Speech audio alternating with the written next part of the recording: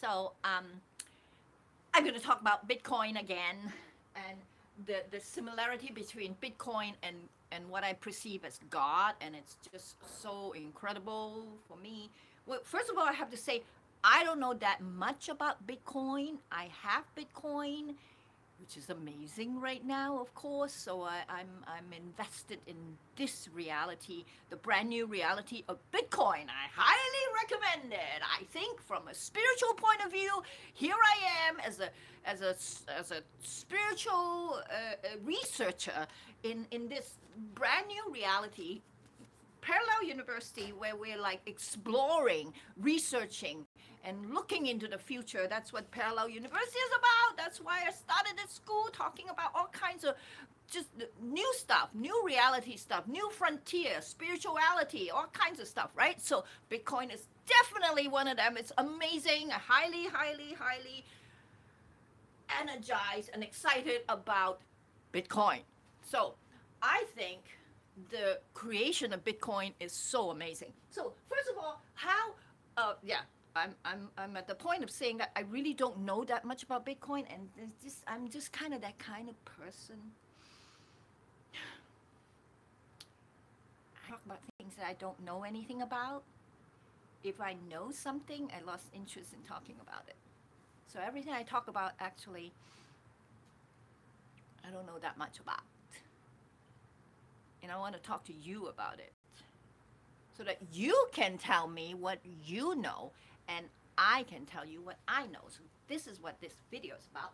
So like I don't know that much about Bitcoin. I mean, when I made the first video that says similarity between Bitcoin's creator Satoshi and God, I call him Satoshi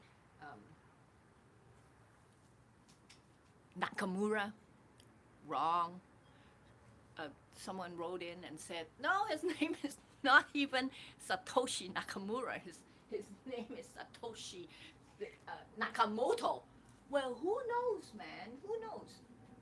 Satoshi Nakamura, Satoshi Nakamoto, Moto Kane Shita Oshi, Oshi Soso Hele Nakamoto. Nakamoto, Moto, Kane, Shita Oshi, Soso Hane, Nakamoto. That's how I try to remember the name. All right. What is the best way to store your Bitcoin? As I understand it, Bitcoin's like a pile of cash, right? I mean, there's no bank anymore. There's no middleman to hold your money for you. So like, Bitcoin is cash. And where do you put your cash? That's a problem, you know. If you have a pile of gold, where do you put it? So the best way right now, you put it somewhere, you will end up with a password.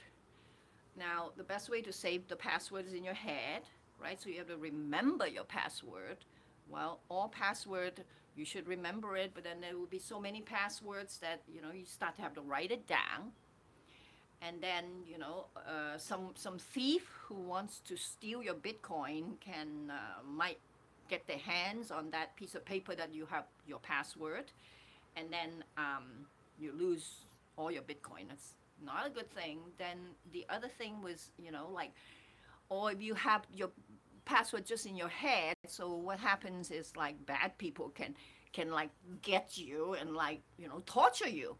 That's how, you know, people end up like telling people about their password because you know, they're torturing you. They want the truth that is in your head, and they torture you. They'll kill you if you don't give them the password. So the best way to save your password is to forget your password.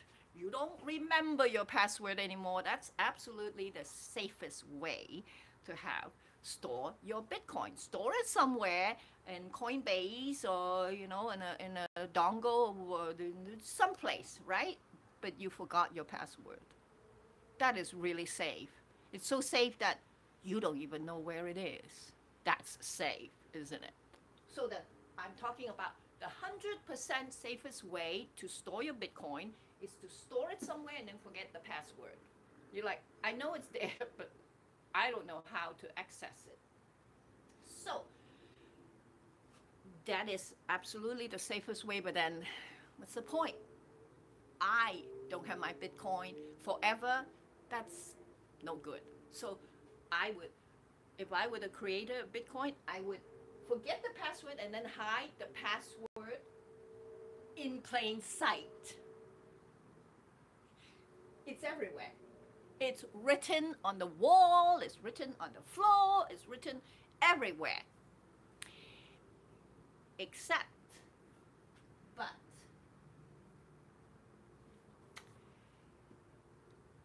someone has to be able to see it. And if you, as the creator of the Bitcoin, as the owner of the Bitcoin, you have forgotten the password, you look at the walls, look at the floor, even though you've written it down, you forgot that that is the password. So you will have to rely on someone who will be able to look at these cryptic signs all over reality, all written all over reality, all over the place, on the walls, on the flowers, on the bees, and on the floor. The password is like right there. And you have to get to a certain level of development, like you yourself has to own a certain amount of Bitcoin, right? Before you can see the sign. So, you know, as Satoshi could actually write that into the original programming. I mean, God could write that into the original programming of reality. God could say, well, okay, I'm going to write my password to reality all over the place, and I hope my children, my creation, the Bitcoin itself, the creation itself, in God, the creation is me. In Satoshi's situation, his creation is Bitcoin. By the way, we don't know if Satoshi is one person, one male person, one female person, or a group of people, or extraterrestrial, or with ourselves, the AI computer that we created that in the future come back to create Bitcoin for us now. We don't know anything.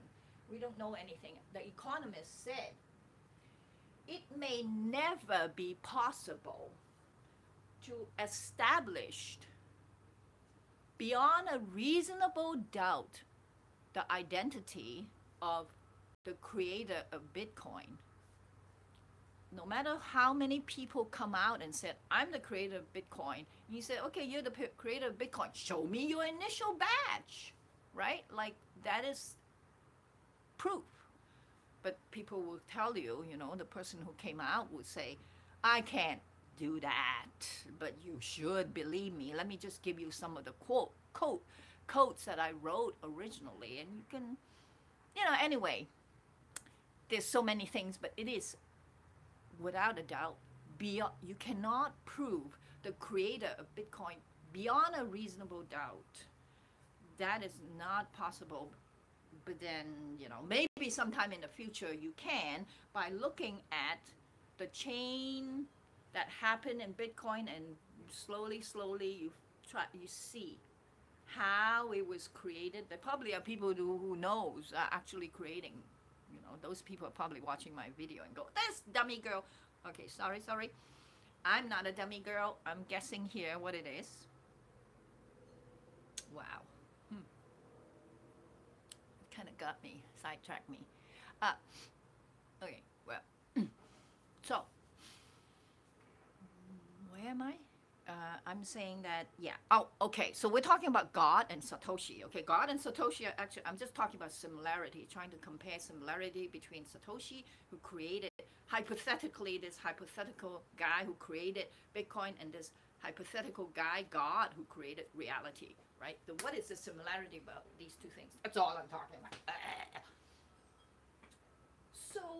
So say God, right, created reality, forgot the password, hide the password in plain sight, hoping one day someone at a high enough development level, like a guru, a saint, like somebody that comes all the way up to the level of himself, who was smart enough to write the code for Bitcoin in the beginning, will remind the creator, will come back to him one day. Some guy will figure it all out and will go to Satoshi and say, you know what? This is your password. Wouldn't it be the day you're the creator of Bitcoin, you forgot you're the creator of Bitcoin, you wrote your password all over the place, and some guy who developed himself as high as you comes up to your door and said, are you Satoshi? You're like, well, yeah, I am. He said, this is your password. Here's your Bitcoin. Won't that be like an amazing day for Satoshi? And that is an amazing day for God, isn't it? God, I can develop to a point in which I am as good as the original creator of all of reality, and I would go back to the creator of all of reality, and I would say to him, here, you are the creator. I figured you out. Here's your password. And God is going to go, whoa, thank you. Thank you so much.